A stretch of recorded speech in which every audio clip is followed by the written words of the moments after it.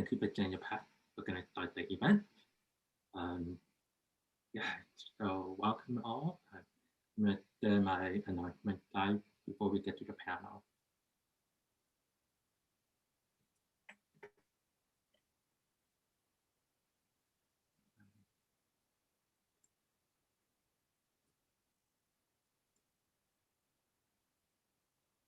Cool. Can you now see my slide? Yeah. All right. So welcome to Accessibility Chicago Meetup tonight.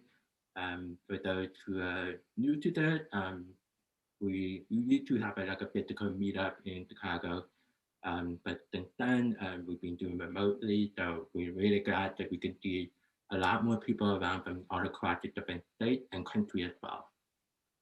So tonight we have the protest actors.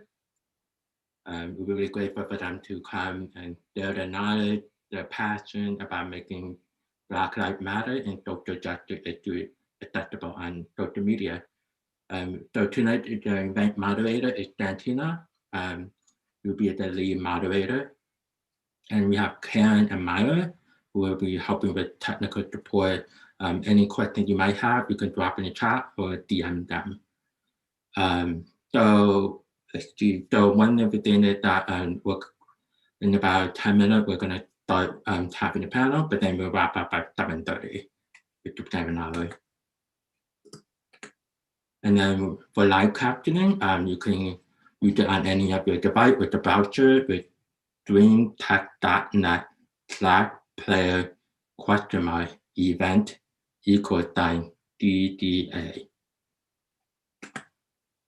We appreciate the captioning sponsored by the McDonald's accessibility team, so we will give a shout out to them. Also, we have to keep the discussion going on Twitter or like whatever your favorite social media you use. On Twitter, we use at A11YCHI, or you could hashtag it at A11YCHI. For protest actors, you can mention them at protest actors or hashtag protest actors.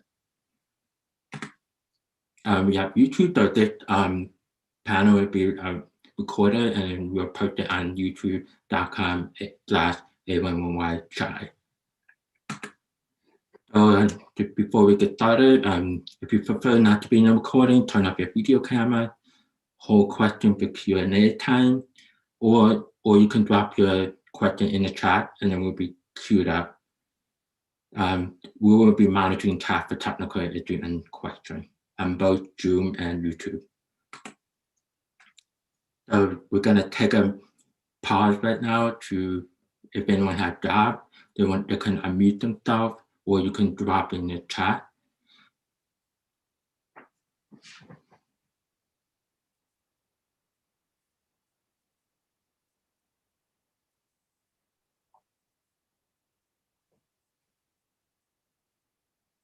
I think we're good. I will continue. If you come up later, you can just drop in the chat. And then with that, I'm going to pass on to Santina. Awesome. Thanks, Nick. Just a reminder that we stand with Black Lives Matter and specifically Disabled Black Lives. So you can go ahead and follow those hashtags Disabled Black Talk and hashtag Disabled Black Lives Matter. Next slide. Also, we'd like to provide a land acknowledgement, specifically since we are based out of Chicago, despite us being spread all across the world. We're going to acknowledge those in Chicago. So Chicago is located on the traditional unceded homelands of the Council of Three Fires, the Ojibwe, the Odawa, and the Potawatomi nations. Next slide. And with that, I'd like to introduce the panelists. With, first one is Micah Fahar, use pronouns they, as the co-founder of Protest Access.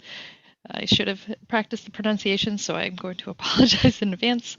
Cyril Slaymaker, he, they, a visual support mentor who helps create descriptive transcripts.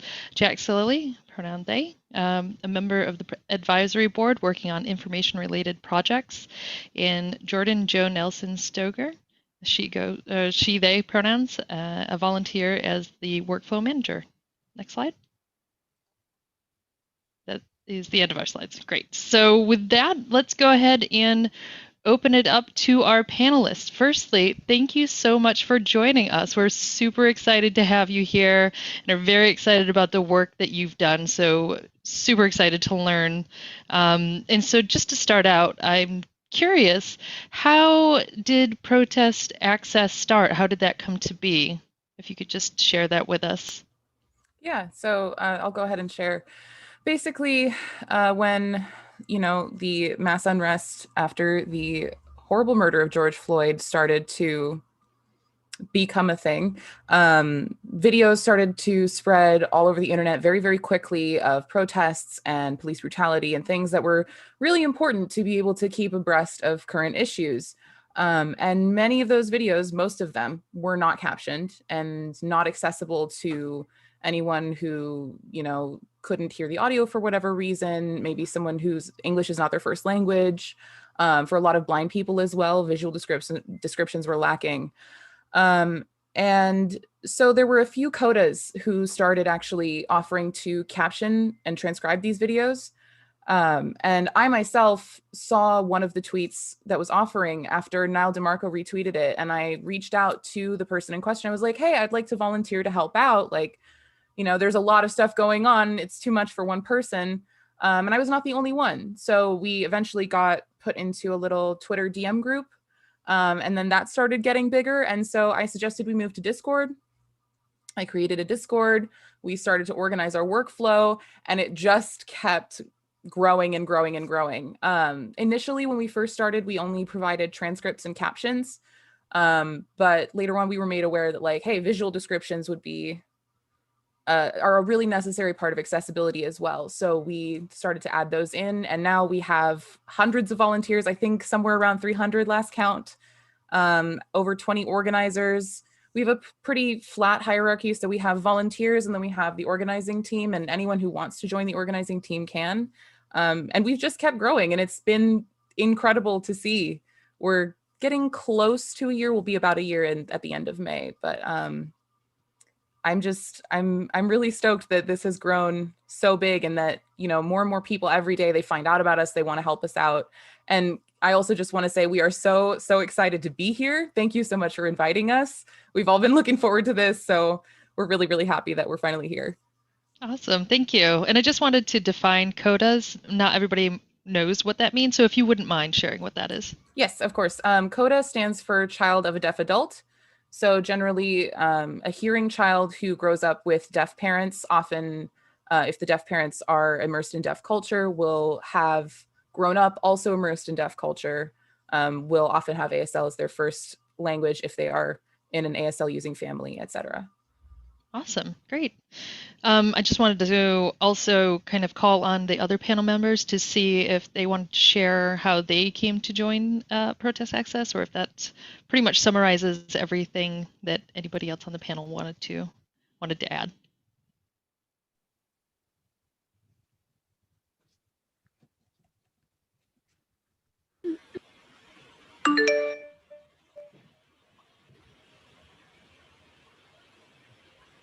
I can't physically march or protest without being a liability to the people around me. But when I learned about Protest Access, I wanted to do what I could, even though I wasn't sure I could do much. Turns out I couldn't do much for processing content.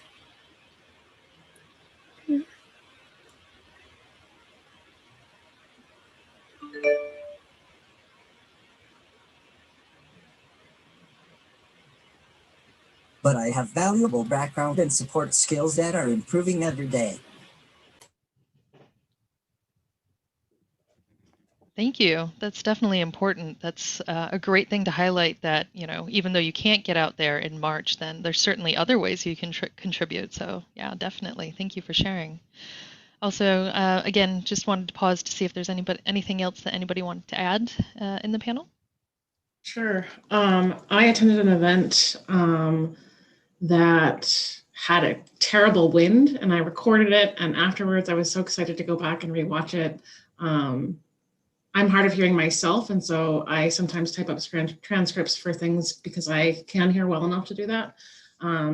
Anyway, I created a transcript for this and tracked down people and posted it, and somebody on Reddit said, hey, you should check out this group. And so that's how I got connected, was kind of doing this on my own for events that I had attended and really wanted to kind of maintain the transcripts for posterity.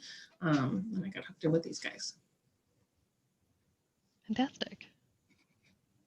And I can share my origin story as well. So I joined, gosh, I guess closer to the beginning. I saw it, protest access calls for volunteers and stuff on my Twitter timeline. And so I was really excited to join and do work that would actually benefit other people like me who are low vision and blind. And I feel like usually that kind of accessibility is less of a focus of many organizations. And so it was really wonderful to be able to participate and do something that like would directly help me and people like me. So That's fantastic. That's amazing. And it just kind of, it also kind of rolls into how protest access gets volunteers. So that would be my next question. It sounds like there's at least been a two-way street with you guys as organizers. So I'm just kind of curious how you go about finding volunteers. It sounds like in the beginning there was an open call, but just if you could walk us through what that process looked like, both in the beginning as well as up to today. Sure. Before I start, I'd like to just take a moment to visually describe myself, as I think we skipped over that by accident. I am a non-binary Persian person. I have shaved hair on my sides and back of my head and long, deep teal hair on the top. And I am wearing a black shirt with a rainbow on it, as well as a hoodie and a hat. But yes, finding volunteers initially was an open call. I say initially, but it still is an open call. You know, we are constantly trying to promote ourselves. We actually are setting up our YouTube channel and are in the process of setting up our website as well. And essentially, we want anyone who has time. There's no hourly requirement per week. There's no experience necessary. We actually have mentors for transcribing, captioning, and visually describing who will walk you through the entire process. And like I said, there's no hourly requirement. So if you can literally do half an hour each week, we don't care. We want you, you know, every little bit helps. And I think, especially with the pandemic going on, this has been a way for a lot of people, as Jaxalee was mentioning, who can't otherwise get out there or do other things to do something significant. You know, we see sometimes jokes about like, what is it, armchair activism, but it's a real thing. You know, many of us on the team organizing volunteers are disabled in some way or high risk for COVID, or just, you know, for whatever reason, we can't get out and do things physically, but this is a very real way to make an impact. And I think we've really seen that impact kind of spread. I've definitely noticed that we've brought awareness about the need for captioning, the need for transcribing, the need for visual description to a lot of people who hadn't thought about it until we captioned one of their videos. Awesome. Yeah, I see you, Jack, so we'll go ahead. Yes, we skipped over introductions other than the before recording ones, and I have one for myself.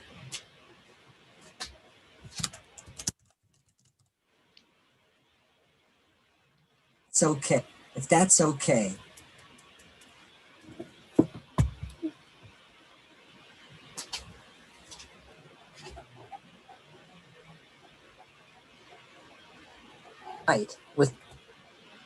I am white, with short brown hair, brown eyes, and freckles. I am a semi-speaking autistic person with sensory processing issues, including auditory processing disorder, also known as APD.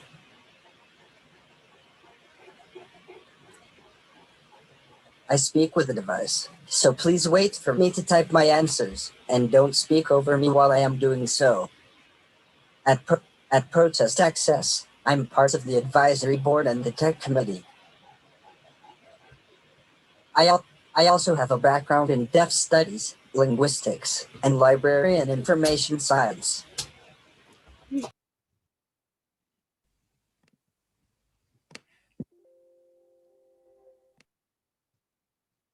Thank you. And if anybody else would like to add the visual descriptions on the panel, and I'll go ahead and add mine after folks on the panel are finished. Sure. I'm a white female with ginormous dimples. You can't quite tell, but I have purple hair. And for work outside of Protest Access, I am a statistician. And my role at Protest Access, I'm a standards advisor. I consume captions pretty often. And I do some transcribing for the easier videos that come through. And then I'm the workflow manager.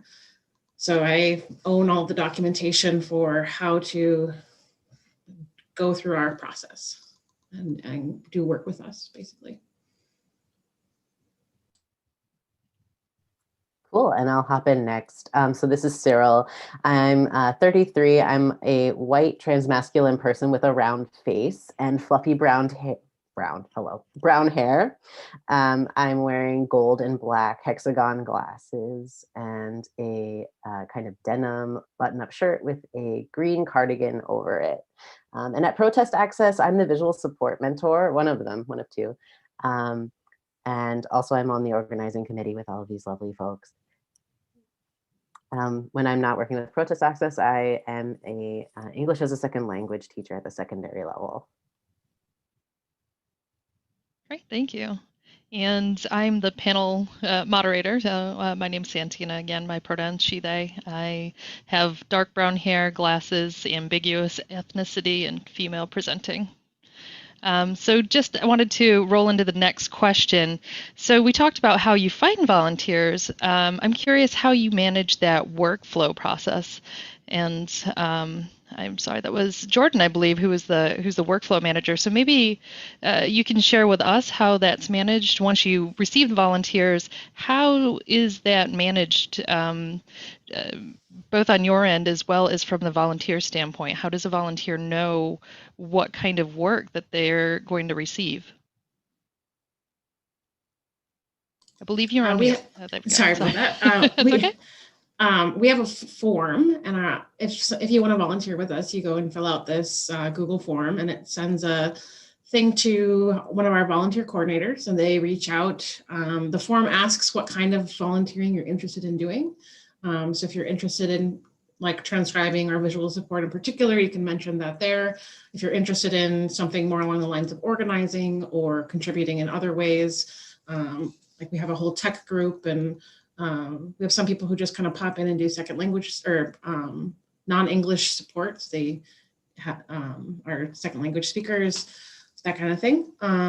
And our volunteer coordinators will reach out and set up, get you access. So there's all kinds of documents, and we have a Discord server where we chat back and forth and maintain communication. And so as a new volunteer, for a while we were doing onboarding sessions. We've had some really big upticks when we've gotten a little bit of publicity and we get a big rush of volunteers. We've had a couple of sessions where we kind of get together and do a little something kind of similar to this, where we're kind of walking through the process. And yeah, then we kind of just let you loose. And there's mentors. So if you're feeling like you would like a mentor, a lot of our volunteers do not do this full time. Some of the organizers are transcribers and like this is their full-time job, but for the most part, this is just something that people do on the side. And so there are mentors like Cyril who can work with you and provide support. There's documents. We have like quick guides that are kind of one-pager sheets that walk through the different, like how your role works. And then we also have pretty extensive documentation of like, this is the website you need to go to and put in your email address and create an account. And this is how this part works. And so it's very detailed, and we have lots of stuff about standards and particularly for visual descriptions, describing people's skin color and their gender presentation and those types of things. So all of that is documented and it's available for access, but also the server is really active. So if you have questions, there's channels for each different role, and there are channels for just general help. So yeah. So it sounds like you have a lot of resources that makes it easy for volunteers to provide whatever access is needed. Would you say that? That's the goal, yeah. Yeah. Awesome. And kind of along those lines, and this is for all folks on the panel. Oh, I'm sorry. Go ahead, Jax.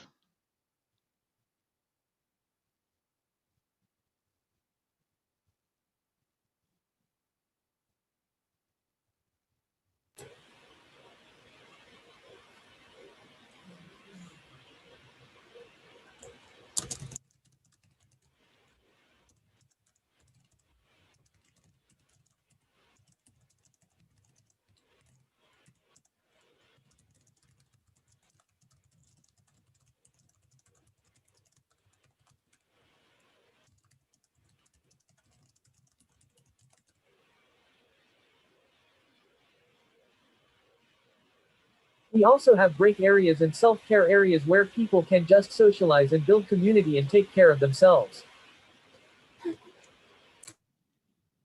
Yeah, that's a great point. And that was something I was kind of thinking of, and I was going to get to it later, but now that you bring that up, would love to know now. You know, the videos can be very challenging, just mentally, emotionally, both for yourselves as organizers as well as for the folks, the volunteers that are helping to provide access for them. So maybe could you speak a little bit more on that care aspect, what you do as organizers to make sure that you are taking care of yourselves when reviewing that really challenging content, as well as how you're caring for the volunteers, you know, kind of speaking a little bit more of those resources that you're providing on Discord. Real quick, Cyril, did you have something that you needed to add? Oh, I just wanted to add, when we were talking about kind of our documentation process and our workflow, that we're constantly evolving, and that we're often having conversations about what is best practice and what is the best way to do this, that, and the other thing. And we really do reach out to the communities that are involved to try and make the best decisions possible in the work that we do. And I think that makes Protest Access something that is more dynamic than other groups. And I'm really happy to be involved in all of those conversations and as we grow and learn. I just wanted to make sure that we add, because that is a very important part of our process. And that's why we have the standards advisor team as well, to have people who are in the communities that we are trying to serve, who are shaping our policies, because, you know, nothing about us without us is kind of a thing that we try to keep very close to the core of Protest Access, and is kind of the core. As far as making sure that people are taking care of themselves, yes, we do deal with videos that are very upsetting in a lot of ways. We have, as part of our workflow process, when we intake, people will add content warnings or trigger warnings to the titles of the videos so that volunteers know what they're getting into. And those are also carried over so that when we post, people who are using our service also know what they're getting into. We also, if there are particularly upsetting videos, like we have had to process videos that did include death, murder, etc., represented on screen, we generally have those, we almost deal with them separately. We kind of announce them in the Discord and we say, hey, these have very, very heavy visuals or very heavy content, you know, only claim one of these. If you are going to work on it, do not claim more than one. We try to make sure that people are, if they're taking this very heavy content on, taking breaks. And also we tell volunteers, if you can only make it through a minute of this video, that's fine. Make it through a minute, post what you have, let someone else continue from there. And I'd like to add on to that. I did the visual support for the Rayshard Brooks murder video, which was really difficult and really triggering. And I was so thankful to have the community that we have at Protest Access, where there's no expectation that you work on something that's going to harm you. If you feel any kind of pain or trauma or anything, even just discomfort, there's no expectation that you put yourself and push through to complete a video for us. There's always going to be someone else who can help you out and take over. And that's, I think, really important part of like why we're such a good collective that works really well. It's very explicit that you need to take care of yourself, and we support you taking care of yourself. Yeah, it's key. It's also on our project management platform. There are different tasks that people are completing, and there are different spots where we put in big red text, like, if you're finding this traumatizing, if you're finding this to be overwhelming, please stop and take a break. And one other thing I wanted to add was when the extended footage of the George Floyd body cam stuff came out, that was a lot of footage. Like, it was I want to say 40 minutes or something. And we actually took that, because it was so hard to watch, and broke it into really small chunks and had people just doing a minute or two at a time. That way you kind of were signing up for a small thing to contribute to this larger, you know, the larger end product.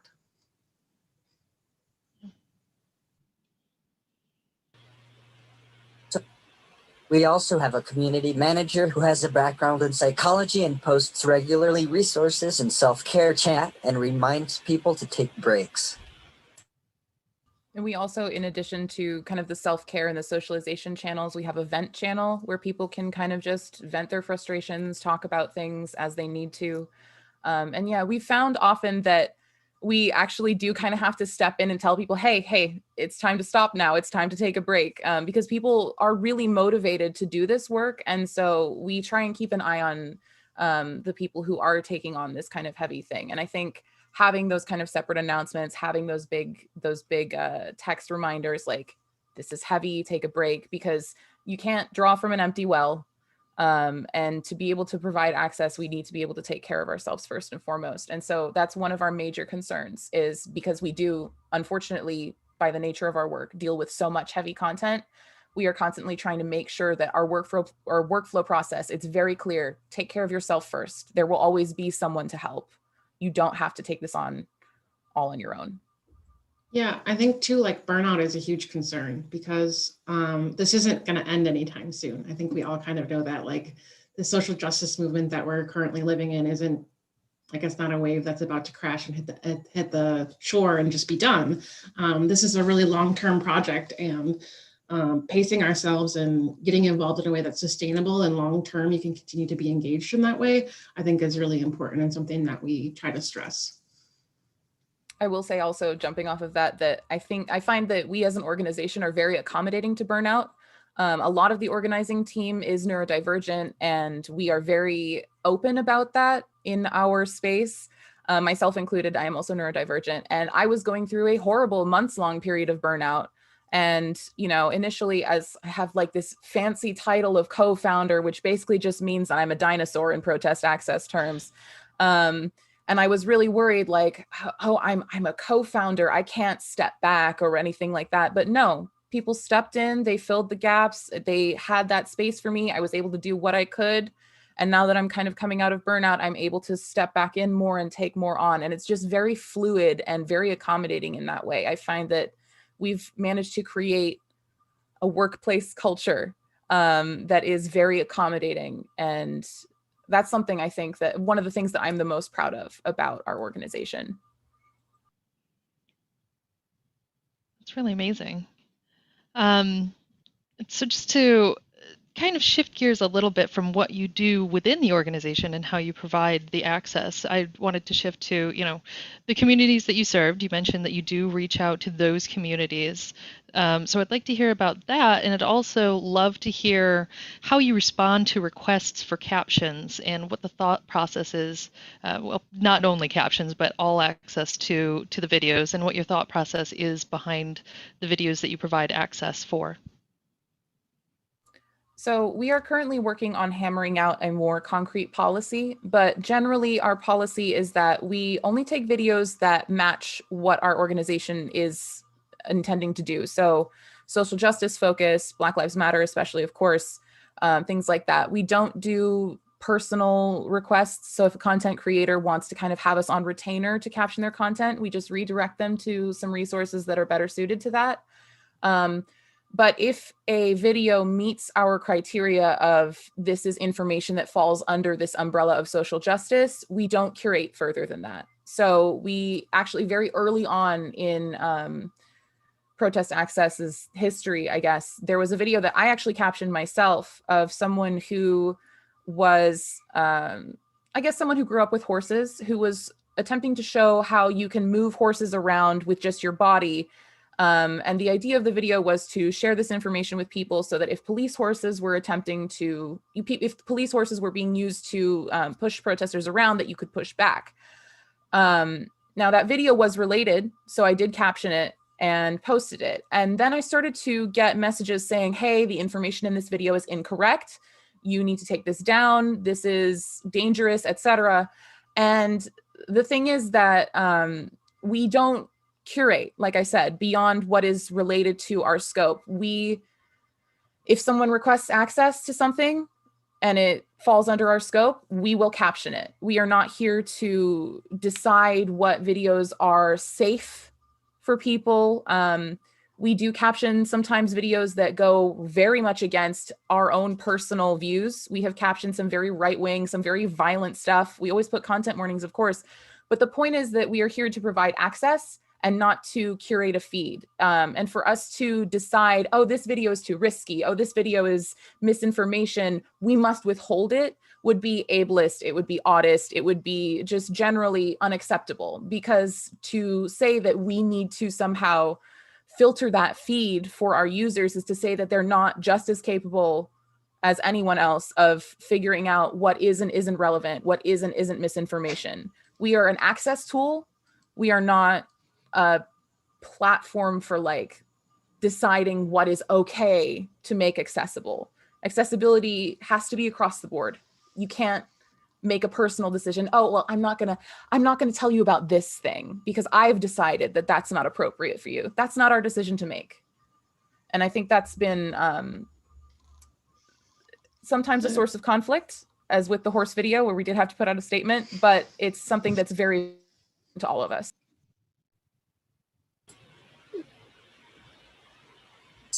Yes, this is essential in order for disabled people, especially disabled Black people, to have a seat at the table.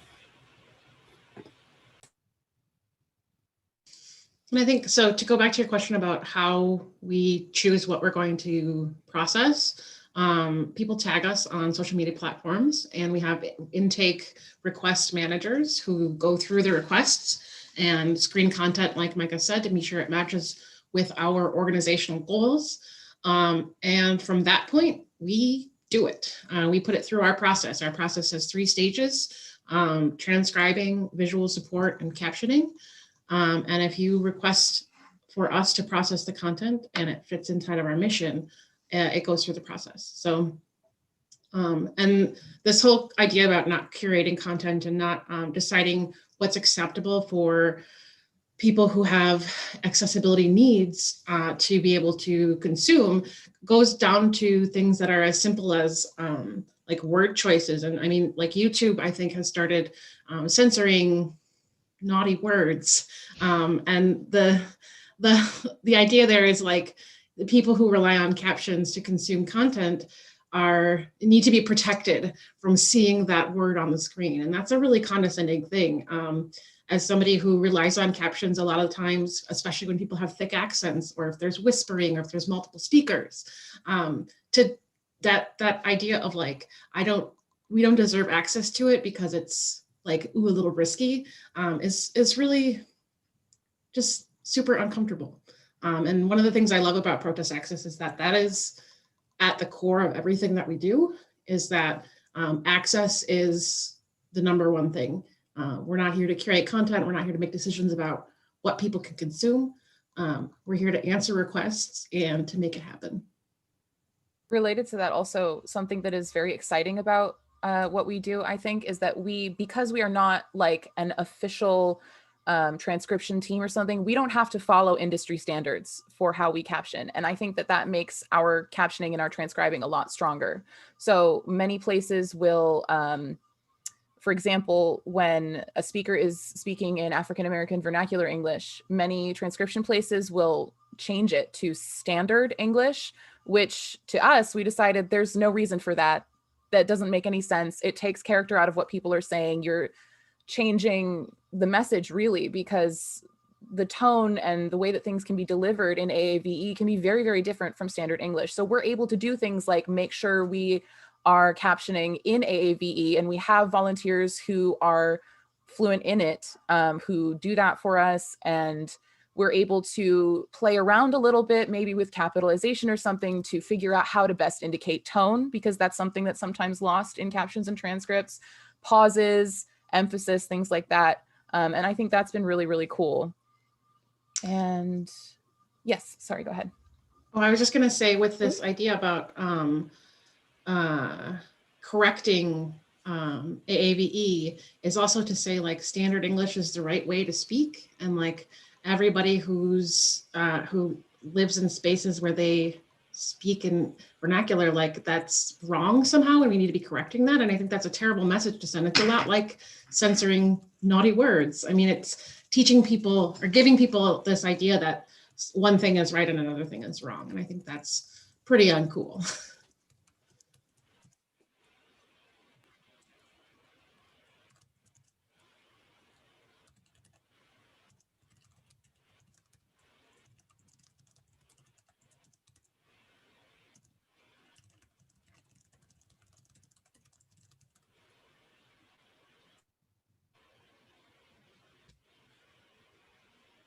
Right, besides, if they're going to translate, they should hire translators who are fluent in it, not have randos who want to correct it, say what they think is being said. Yeah, and that's why we also have multiple language roles in our Discord. So anyone who joins on with us, if they have knowledge of like French, for example, Farsi, I think we have some really languages that I hadn't even heard of, which is awesome. So that if we do encounter, you know, videos where some snippets are said in another language, hopefully we have someone who can actually transcribe it in that language.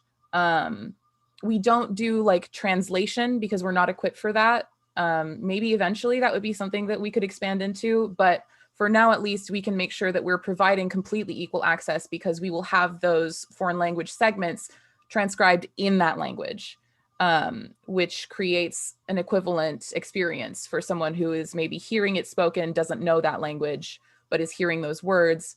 Then we have a visually equivalent experience.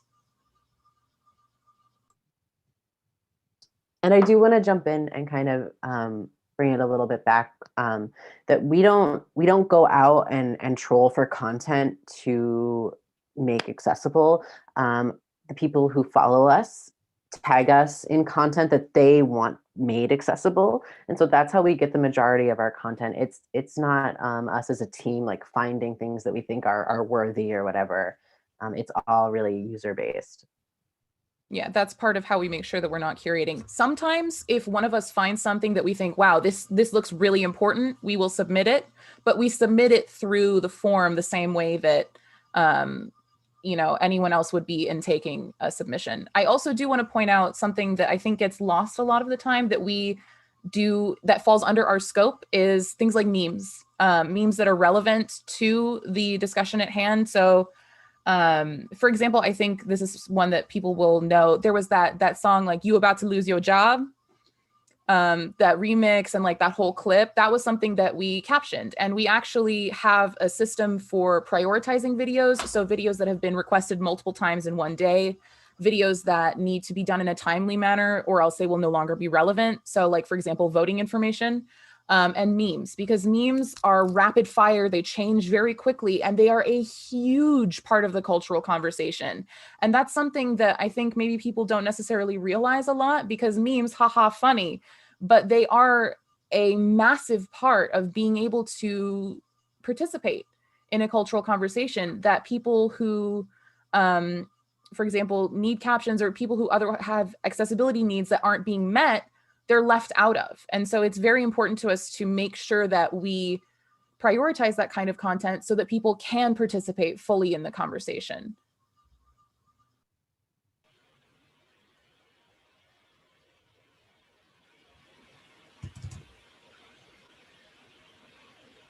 Memes are a powerful propaganda tool. So for example, also there was that cop who didn't get her hash browns at McDonald's or something like that. That was one of the ones that we prioritized because there was a lot of talk going on around that. And that's a meme that encapsulates a lot of things, like, look at how, you know, fragile their egos can be, or I'm sorry, I'm going to insert a little bit of my own views in here because of course that's how I'm looking at it. But like, you're worried about hash browns when people are dying, things like that. There's all these jokes being made about this video that was ridiculous, but really what they're holding is a bigger, important cultural conversation about how cops handle themselves. How is someone who is going to be I can't find a better word, so I apologize, unhinged by getting their hash browns late. How are you responsible for possibly ending someone's life? How are you supposed to de-escalate things if getting your hash brown late is going to put you off like this? It has a much deeper cultural context. So it's very, very important for things like this that look silly at surface level to be accessible to people and to be accessible in a timely manner. Because, you know, I, as a hearing person, don't experience dinner table syndrome. So I'm only speaking to this as what I imagine. But I imagine that perhaps it might feel, again, like being left out of the conversation. You know, everyone is joking about something that you don't get to joke about because you don't have access to it. And like I said, I am hearing myself, so I apologize if that was an inappropriate comparison, but I am kind of just speaking off the top of my head. No, I think you're totally right. With the thing that I get all the time when I don't hear something, people be like, oh, it doesn't matter. It's not a big deal. I'm like, meh, kind of like, sort of like shove it under the rug. Whereas like, I'm sorry, I wanted to be a part of this conversation here.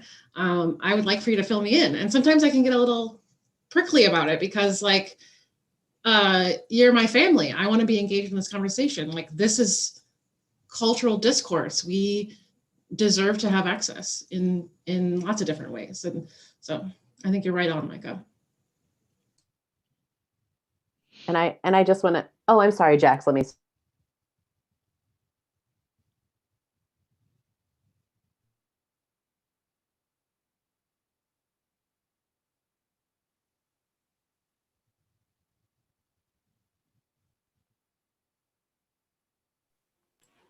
Oh, okay, sorry. Shoot, I was gonna say, oh yeah, Joe, like going off of what you're saying, I think it really also highlights the. Sorry, they were still typing. They're about ready now. Oops, shoot, sorry. I'll tell you later. They'll say I'll tell you later all the time. They never even do it though, and by the time they do, it's useless information.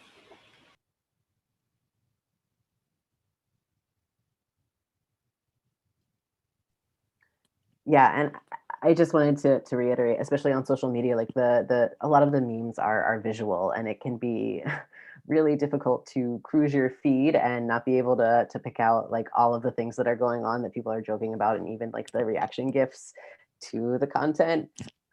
It's a huge barrier.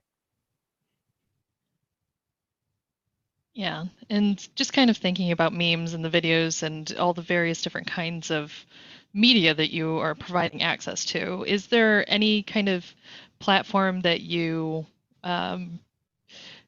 service over other platforms? There's obviously YouTube, there's the videos that are put out on the internet, but there's also, you know, TikTok, Instagram, those various different kinds of things, you know, places where memes or meme-like things are shared. So is there a specific platform, either due to access reasons or due to preference, that you service? I think our biggest following has traditionally been on Twitter. I believe that's where protest access started in general. But we do a lot of content on Instagram. We do a lot of content some content from TikTok and Facebook as well. But I say primarily it's Twitter and Instagram in terms of like what our metrics are showing. Yeah, we did get our start on Twitter, so that has just been our biggest platform. And Twitter, I find, is the easiest to work with. We run into a lot of issues with posting content to Instagram and Facebook, whether it's content like, caption character limits on Instagram, where we have to do it in multiple comments. And then sometimes we get banned because we're spamming. Facebook and Instagram as well, we have a lot of issues with content getting taken down for copyright, even though I believe we do fall under fair use. Things like that. A lot of platforms are not quite as accessible to us to use as Twitter is.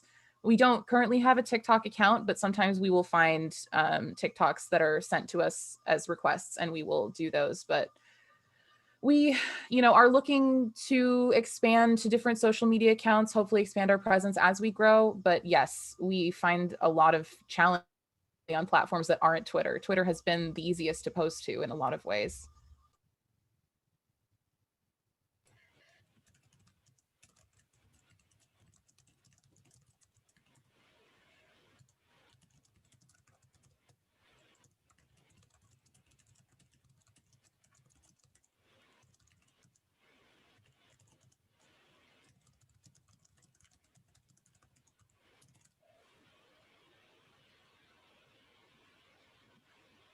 Yeah, Instagram is so rough. We've had multi-meeting discussions about it that are still on the back burner.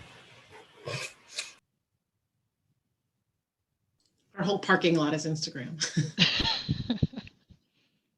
I guess along those lines too, you touched on it a little bit with censorship on these various different platforms. Has that been much of a challenge since, the copyright that you mentioned, the content of the different media that's being posted, as well as just simply the language that's being used? I mean, something as banal as lesbian is often censored on a lot of platforms. So I'm just kind of curious if that's something that you are running into often. For sure. Yes. Yes. Yeah. Our stuff gets taken down all the time, everywhere, even on, I don't know about Twitter, but Facebook especially. Yeah, all the time. Twitter has been the most reliable as far as leaving our content up. Other places, like I said, Instagram, Facebook, it is a struggle constantly. Sorry. Didn't we get banned during the insurrection too? That's right. That's right. We did get banned because the video, the infamous video that our former president posted that Twitter did eventually decide was inflammatory enough to take down, we had reposted with captions. And so we got banned for redistributing that video. And I will say our policy is to not take videos down unless the original video has also been taken down. Which is actually what ended up happening with that horse video I mentioned ages ago. The original poster took it down, so we took it down as well.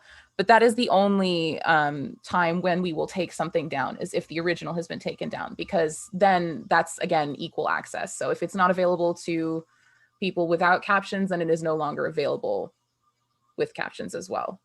But yeah, we did have a fun little 24 hours or so with that Twitter ban. That was exciting. We also had an issue with one of the platforms that we use to put our transcripts up on.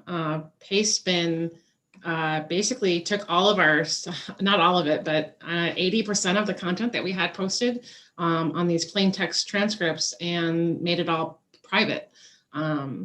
So only the person who posted it could see it. And a lot of our volunteers, we hadn't quite established a process. So quite a few of them didn't have accounts. So everything was posted and it got privatized to basically disappear, which was a huge hit in terms of the content that we've been able to make accessible. And I was going to say that we do try to get in touch with these companies and corporations to be like, hey, like, just so you know, like, here's what we're trying to do. And could you maybe unlock us, or could you help us out so we can better understand your criteria for locking and protecting these things? And we have usually zero response. That's helpful. So it's an ongoing struggle. We're a lot bigger than I anticipated, but we're not quite big enough to lean on people yet, I guess.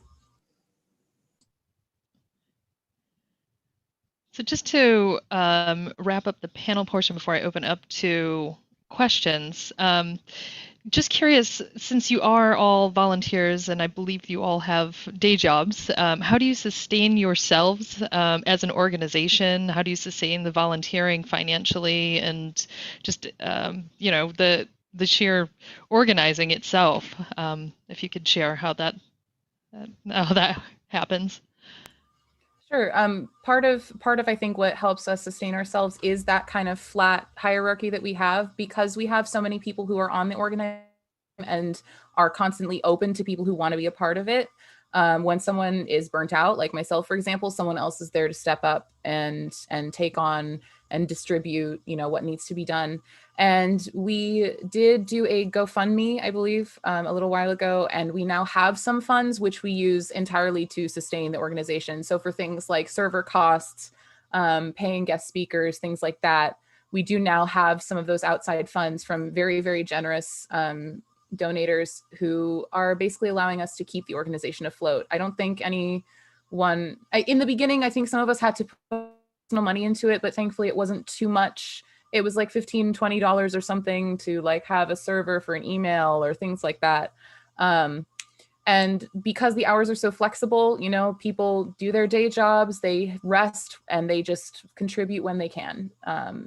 And it's like the flexible nature has been, I think, a big part of why we've been able to sustain ourselves as entirely volunteer run.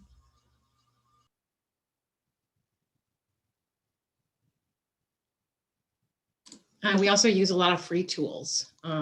We try to take advantage of as many free pieces of software and the free versions of anything that we can, because the lower we keep our costs, the longer we can operate on the small amount of funds that we do have. And like Micah said, one of the things we really want to be able to do is pay people to come speak for us, because the people who we'd like to come speak at our events are generally marginalized folks, and asking them to come and speak at an event and not pay them is kind of rude. So like that's one of the things that we really want to use those funds for, is when we have events like we had an accessathon, which was a 48-hour thing where we just like worked really hard to get through some of our backlog. And we had a panel and we had some people speak, but at that time we didn't really have any funds to work with. So going forward, being able to host events like that and bring in speakers and really show them how much we appreciate their time and effort. And I want to jump in here really quick because Joe mentioned our accessathon. We have another one coming up in the middle of March. I wish I had the date. If Ashley is still in here, Ashley, do you remember? Can you post it? Thank you, Ashley. It's March 20th, and everyone's invited to join us. We're going to get through some more content. It's going to be a good time. And we have a bunch of really amazing guest speakers. And how does one sign up for the accessathon? Do they go to your website or reach out to you? Excellent question. I will let someone else answer that.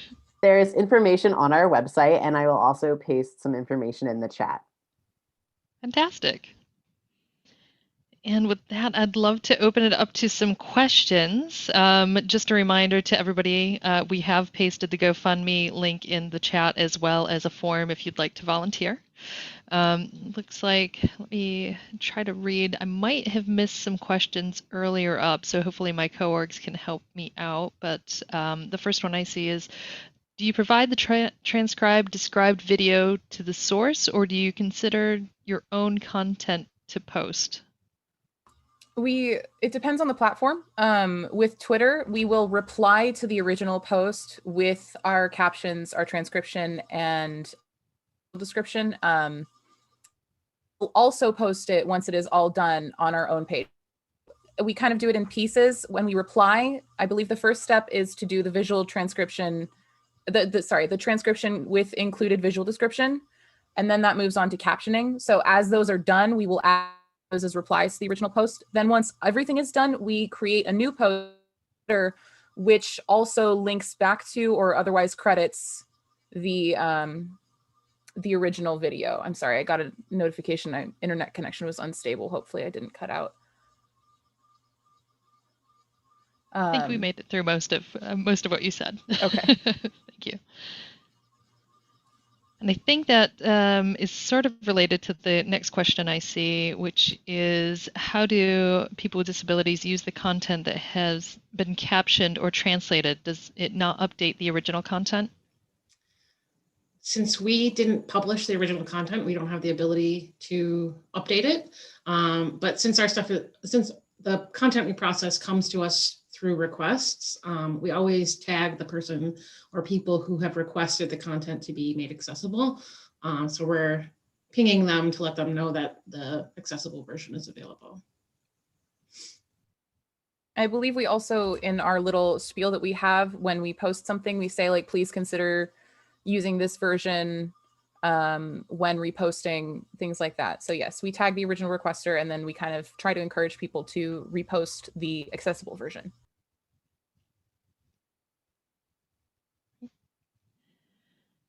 Another question that came through, has anyone objected to their video being captioned or just described by your group? We have had a couple instances. The most recent one was absolutely valid. It was a video that should not have gone through our process. And that was our own fault. We are, like I said, working on our policy to make it clear what kind of videos should come through and what kind should not. That video was a very personal video that should not have gone through our process. We did reach out and apologize. And we've also had some other instances where I believe we got a video request that was cut from the original. And so we didn't realize that there was a specific person who was responsible for making that video and editing it. And they reached out to us very upset that they had not been credited properly and that we hadn't posted the full version. And so we did talk with them. You know, we explained that we got the cut version, but we took that feedback and now we do our best to do our due diligence, make sure that we are crediting the people who are involved in that video. So yes, we have thankfully not messed up too many times, but we do mess up. And I think we've managed to take that and incorporate that feedback. And we are always open to feedback because we will never be perfect. So it's very to get that feedback. Yeah, I forgot what I was going to say. Never mind.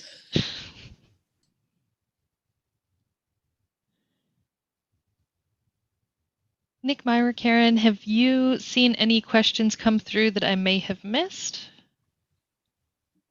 In the Zoom chat, I've only seen those two.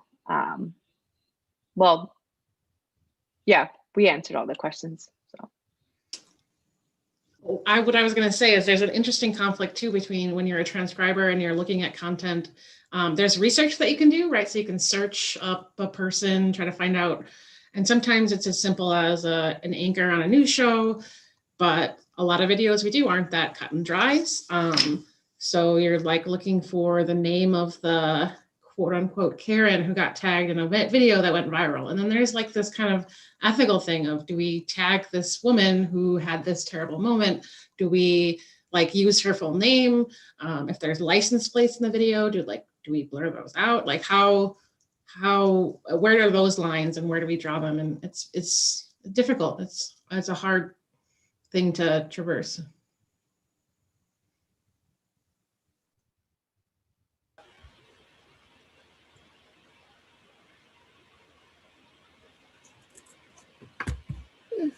I'm a Google wizard.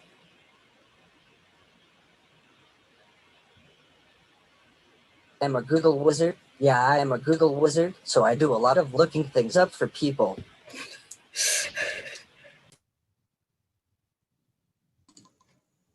And I mean, it can be as simple as like, there's this video, the earliest one I remember that was like, there's a military guy walking around an event and he had a large weapon. And we were like, what kind of weapon is this? And everybody's like, I don't know, like, looks like a big shooty thing. I don't know. And then it was like, this ongoing conversation of like, how do we describe this? And what's the right way to go to move forward? And how descriptive do you need to be for it to be accessible? Like, what are the boundaries of like, what constitutes accessibility and what is kind of half-assed in it and not like really giving it a try. And it's all very interesting and nuanced. And I think kind of that conversation really benefits from us having like a really active user base where we can kind of have these conversations in our Discord where if someone's confused about like, what is this symbol? Like this person's wearing a hoodie and there's some slogan or some image on it and we don't know what the heck it is. Does anyone recognize this? A lot of the times it's like a sports team that we just don't know. And that's always hysterical. So good job, us.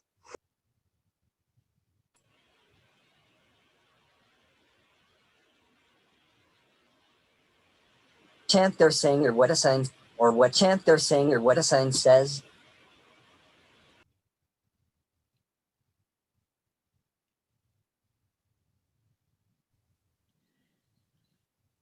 So it looks like we had another question come through in the chat. Do you vet the submitter requesting the video captions or descriptions? Do they need to be the original video owner or any other criteria to submit? No, beyond not being a bot, basically. Are you a real person requesting access? We got you. That's pretty much it. Like Mecca said earlier, if it's a content creator who's tagging us and saying, hey, I made this great video and I'd love for you to caption it for me, that's not something we do. So I guess we vet the submitter to make sure it's not the person who created the content. We're not a vehicle for people to get their content made accessible. We are a vehicle for people who need access to request it. Yeah, actually, I guess that's kind of backwards from the question then. So don't be a bot and don't be the content creator. If you're producing something, figure out how to make it accessible on your own. Like make that a part of your process. Integrate that in there. Yeah. Like I said, we will redirect people to resources to make their content accessible. A lot of times we are the first accessibility group that people have heard about. I know that many content creators, after seeing us reply with our accessible content, oh my God, I never thought of this. This is really cool. I know there was one content creator who was, I think, moved to tears because the fact that their video meant enough to people to be captioned and to be spread out more like that was like very meaningful to them. And so a lot of times we are kind of the first introduction that people have to this kind of accessibility. And so they will reach out to us. And so we do kind of have resources that we give them, say like, hey, here's how you can do this on your own. Because, and we've said this before, in an ideal world, we wouldn't need to exist. In an ideal world, the need for an organization like this just phases out. And that's hopefully the goal that we are working towards. I would love for internet accessibility to get to a point where we can shift into purely an educational or support role and not have to do this kind of thing. You know, not that we're not passionate about what we do, but part of that passion is in recognizing that ideally this gap that we try to fill wouldn't be there in the first place.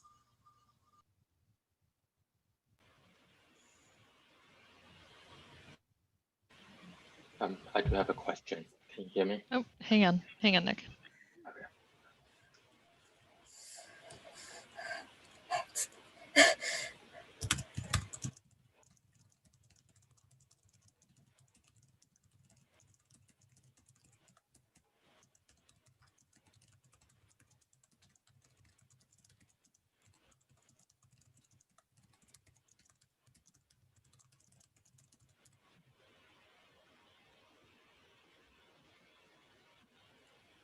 Yeah, we are also working on a website where those resources will eventually be available for any content creator who's looking for them.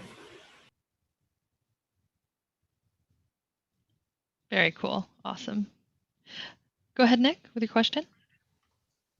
Yeah, so what kind of feedback loop do you have with the disability community? How do you know what you're doing, the decision you're making, like policy and all, like captioning? How do you know that you're going in the right direction? Like, do we have feedback loop with like deaf, hard of hearing, blind, low vision, English learner? How does that look like? So we've got a committee called the Standards Committee, which is made up of people who represent different aspects of this community. So I'm on the committee as a hard of hearing person. Cyril functions on the standards as a standards advisor, being visually impaired. I think Jax is a standards advisor. So we have people from the community that we're serving, represented. And when we get to these kind of prickly questions about how should we deal with this thing and how should we move forward, we pose that and make it a question for the standards advisors and ask them to give their input. I believe, and oh, sorry, Jax.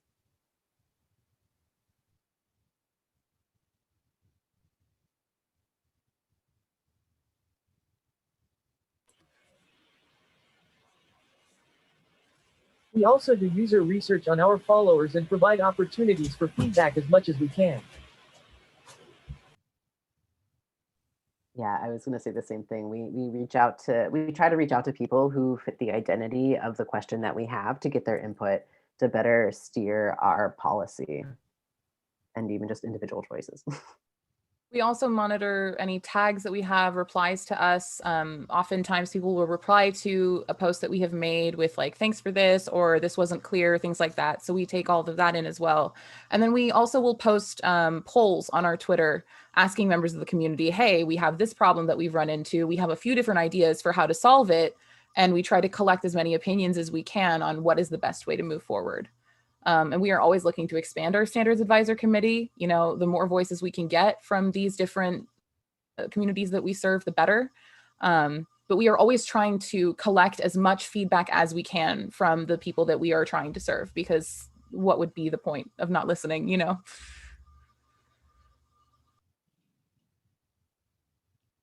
Looks like we have a request. Could we get Twitter website details of the panelists too to follow you all individually in addition to protest access? I'll post my Twitter handle in chat, sure. Same. Mine's not very interesting, but I'll share it.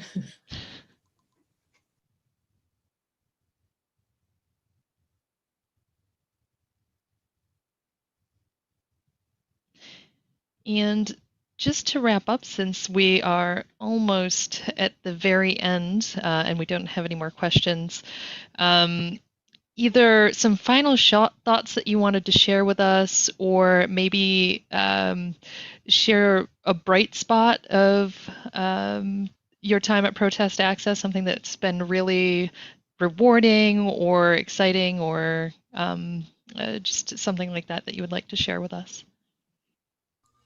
I think definitely bright spots are seeing how grateful people are to have this access. It's a little bittersweet in a lot of ways. You know, I'm glad that we're able to do that for people. I'm sad that we have to. But I think also one of the really big, exciting things for me is seeing how many people are inspired to look into accessibility and to make their content accessible, and that we are spreading awareness in a very real way. Like I said, we see content creators be like, wow, thank you so much for doing this. I hadn't thought of this. I'm going to start doing this. That's been really, really rewarding to see. As a personal note, I didn't start losing my hearing until I was in my 20s. So I didn't grow up in a deaf or hard of hearing community. And there's nobody in my family who is deaf or hard of hearing. And so one thing that has been really, really lovely about Protest Access is being surrounded by people who just get it, and who, when I like can't hear things, they understand. It's not a, like, there are never any jokes about my age and my hearing. There's never anything, all of those things that make me feel uncomfortable around like my coworkers, or like things where in situations that make me feel really like down on myself for being hard of hearing, that's not a part of the environment at Protest Access at all. That piece, and I've met a bunch of people. So like I post transcripts early occasionally. Like Micah was talking about, we put things out on Twitter, the transcript before we made it all the way through captioning. And that's gotten me to interact with quite a few people who are hard of hearing themselves. And so that's been really cool to just kind of find other people who are young like myself and in kind of a similar position, hearing wise, has been just a really wonderful thing.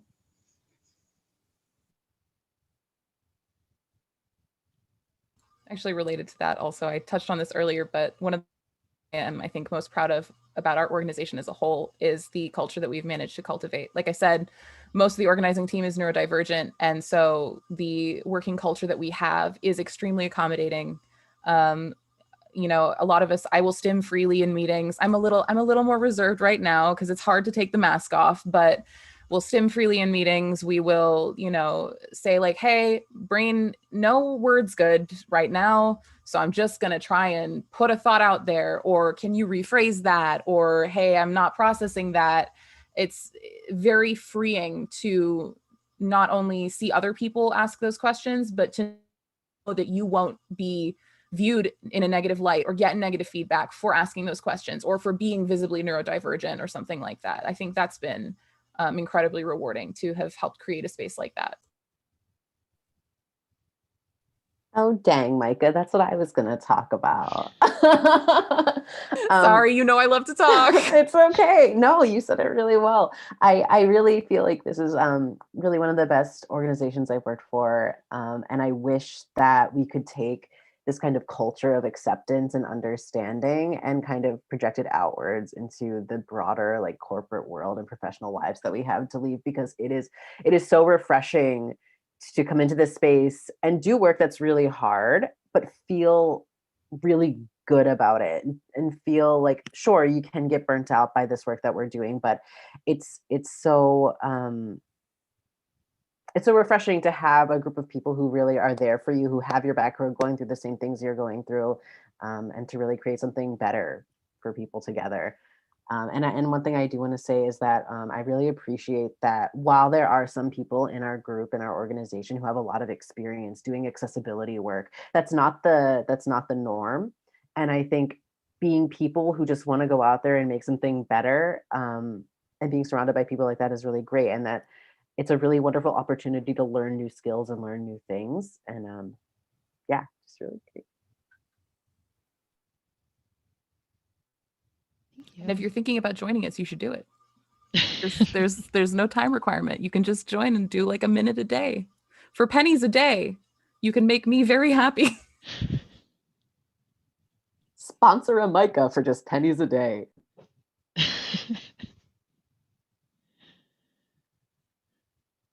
Well, awesome. That does bring us to time. We're not really bound to keep the time, but do want to be respectful of everybody here. So want to thank you very much. We appreciate you joining us, Accessibility Chicago, wherever you may be, specifically the panelists. We really appreciate you joining us, and we have been looking forward to this for a very, very long time. So I'm glad that we could all get together and have this chat about what you do and what you're providing. So thank you so much.